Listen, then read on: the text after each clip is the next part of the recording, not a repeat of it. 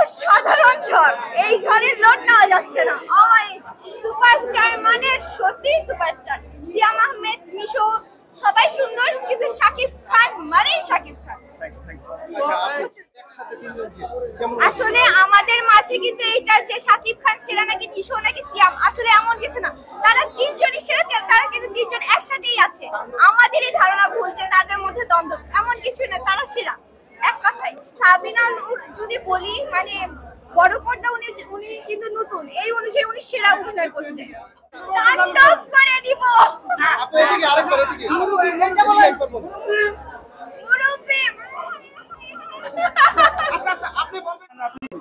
এটাকে ভাই আসলে দেখলে আপনি বাংলাদেশের চলচ্চিত্র ফিল পাবেন না, আপনার মনে হবে যে আপনি বাইরের কোনো চলচ্চিত্র দেখছেন।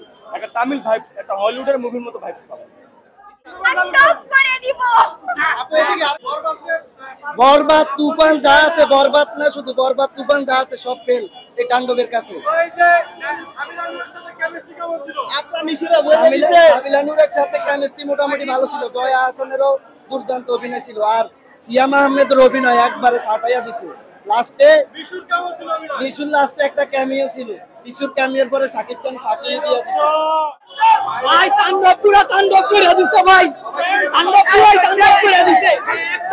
ইন্ডিয়াকে ফেল করে দিবে, তামিল সিনেমা ফেল করে দিব। ইনশাআল্লাহ বাংলাদেশ ফিরবে, আমাদের সিএম সাকিব ইনশাআল্লাহ ফিরবে।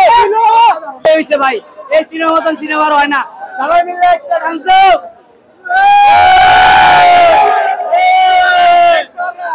ছিল আসলে বরবাদের থেকে অনেক ভালো ছিল, তো সবাইকে বলবো তাণ্ডবটা দেখে যাবেন।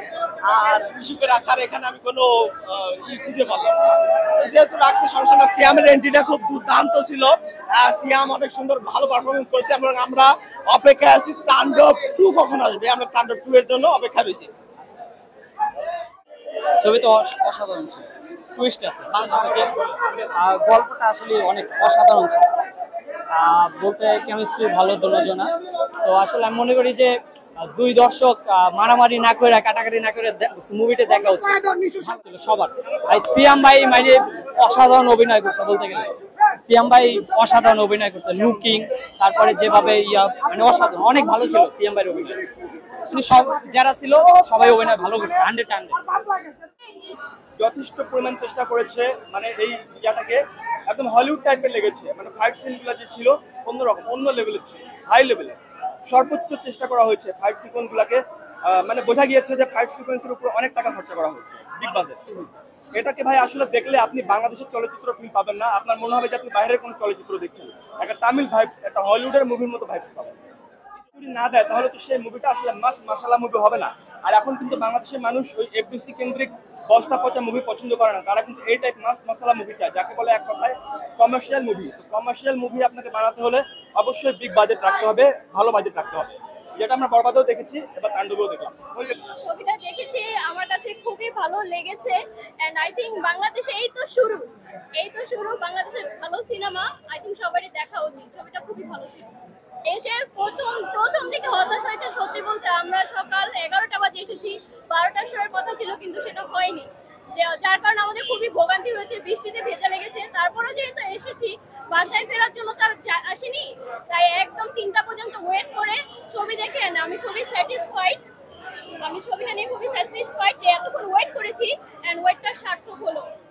নতুনত্ব পেলাম ফাইটিং সিনগুলো, যেহেতু আমরা বরবাদ সিনেমা থেকে দেখেছি যে বাংলাদেশের ফাইটিং সিন এরকম হতে পারে, আমরা সেটা তাণ্ডবেও দেখেছি যে বাংলাদেশের এই সিনগুলো হতে পারে। প্লাস ইমোশনস ছিল, প্লাস হচ্ছে যে ইউনিভার্সাল ওয়ার্ল্ডটা এতদিন যেটা আমরা ভারতে দেখেছি, বলিউডে দেখেছি যে সিঙ্গাম টু হ্যান্ড এগুলো, তো যেহেতু এখানে তাণ্ডব থেকে শুরু হলো ইউনিভার্সাল ওয়ার্ল্ড, আমার কাছে খুবই ভালো লেগেছে।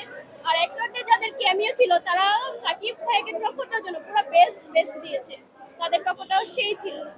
কথা হচ্ছে যে আমার ভাইয়া আর আমার হচ্ছে এটা আমরা একসাথেই প্ল্যান করা। আমরা সব সময় প্রতি ঈদে যে ছবি আসে বা ঈদ ছাড়াও আমরা ফার্স্ট শো এটা দেখতেই হবে ফ্যামিলির সাথে। এখন আমরা বাসায় গিয়েও সময় কাটাতে পারবো, কিন্তু ফার্স্ট শোটা মিস করলে কি হবে, আমরা স্পয়লার পেয়ে যাবো, তখন আর পরের দিন মুভিটা দেখতে কিন্তু আমাদের আর ভালো লাগবে না। এই জন্য হচ্ছে ফার্স্ট শোতে আসা, যেন কোনো স্পয়লার না পাই আর মুভিটা যেন ফুল মজা নিতে পারি। সবসময় আসি, যখন ভালো ছবি মুক্তি পাই আমি সবসময় আসি। হ্যাঁ, আসলে এই টানটা আমার ভাইয়া থেকে এসেছে, ছোটবেলা থেকে নিয়ে আসে মুভি দেখতে, তো ওইখান থেকে আমার আসা। Super hit, super hit, super hit, super hit, best movie ever in Bangladesh. অনেক সুন্দর হয়েছে। থ্যাংক ইউ রাফি ভাই, থ্যাংক ইউ, থ্যাংক ইউ। মাথা হ্যাং হয়ে গেছে, মাথা হ্যাং হয়ে গেছে ভাই। কাহিনী, জাস্ট কাহিনী, অস্থির অস্থির। রায়হান রাফি বেস্ট। মনে তো এমনিতে ভালো লাগে,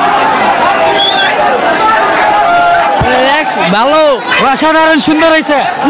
থাক ভাই এসব না বলি আর, এইখানে যা ভালো ভালো ভালো, সেরা ভাই, সেরা সেরা, 10-এ 10 দেওয়া যায় ভাই। ছবিটা অনেক সুন্দর ছিল ভাই। আচ্ছা, সেই হয়েছে, দুর্দান্ত দুর্দান্ত ভাই, দুর্দান্ত হয়েছে, অনেক ভালো হয়েছে, ভালো হয়েছে, অনেক ভালো হয়েছে, ভালো হয়েছে। তাণ্ডব বাংলাদেশের সেরা ভাইলেন্স অ্যাকশন সিনেমা। আগের সব পেল, বরবাদ, তুফান সব পেল এই মুভির কাছে। বেস্ট একটা সিনেমা।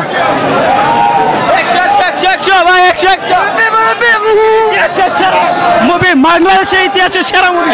তাণ্ডব, তাণ্ডব টু চাই, তাণ্ডব টু চাই। বিশেষ করে রায়হান রাফি ভাই পরিচালক যিনি ছিলেন, অ্যাকচুয়ালি এটা লাস্টে রোলেক্সের একটা এন্ট্রি আছে না ইসে, আর বিক্রম সিনেমায় একেবারে ওই রকমই লাগলো আমার। নিশোর এন্ট্রিটা খুব সুন্দর লাগলো।